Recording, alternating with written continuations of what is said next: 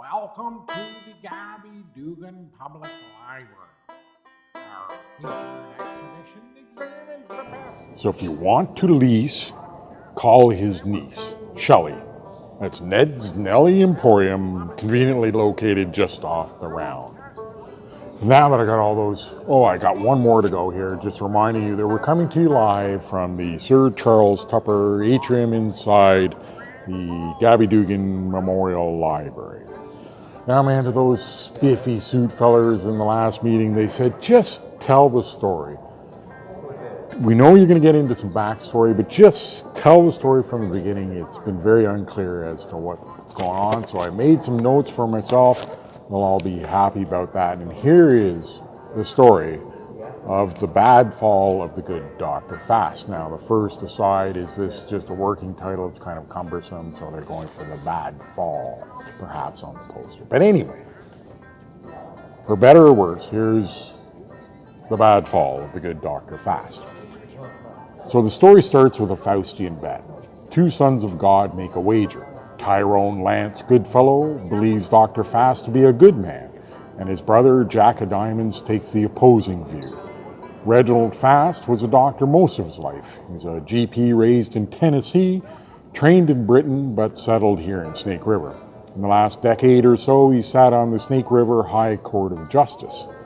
He has no family, and by the way, I know the Guild really wants to see C. Aubrey Smith play the role. So if you like to visualize somebody, when you think of Dr. Fast, think of C. Aubrey Smith. Anyway, now everyone in the village calls him the Good Doctor. And as fate rolls out, he had some bad luck when he was assigned the Schmunks case, or as the press call it, the monkey trial. If you had not heard of it, it was huge. The case itself had many charges, including the acts of sedition against one Elmer Schmunks. Elmer was, and these were brought forward by the Snake River Ladies Knitting for Temperance Society. Now, see, Elmer was a hockey coach with the high school team, and occasionally he would fill in when a teacher was sick or away.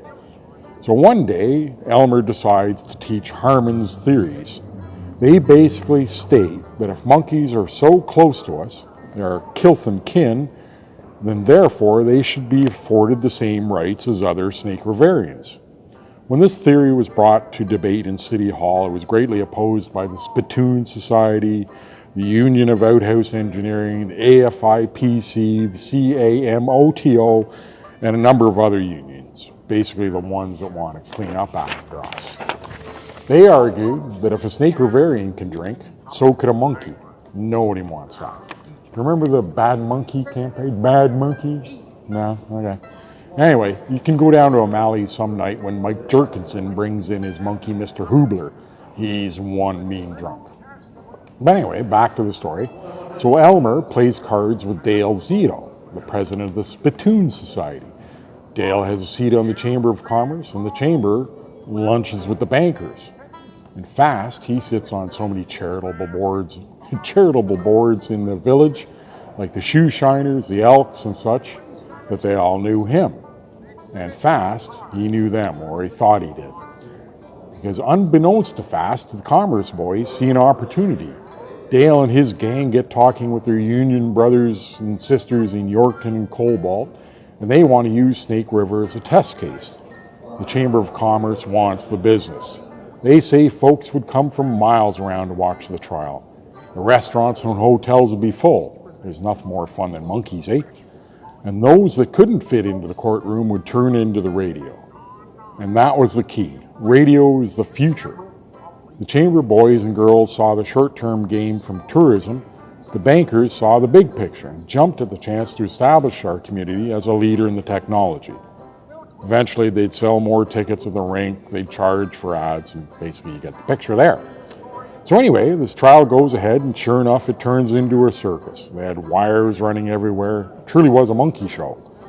And poor old Dr. Fast is sitting high atop this theater. And old Doc's position was the essence of the bet. The good doctor's test, as it were. Would he go along with the bankers or the law? He has claimed there's a sacred soul within inside the law. Therefore, will he follow his faith or his friends? And if you're not from here, you may not be aware that Snake River is the litigation capital of Saskatchewan. As you know, City Hall can debate any slight until the cows come home and never really decide anything.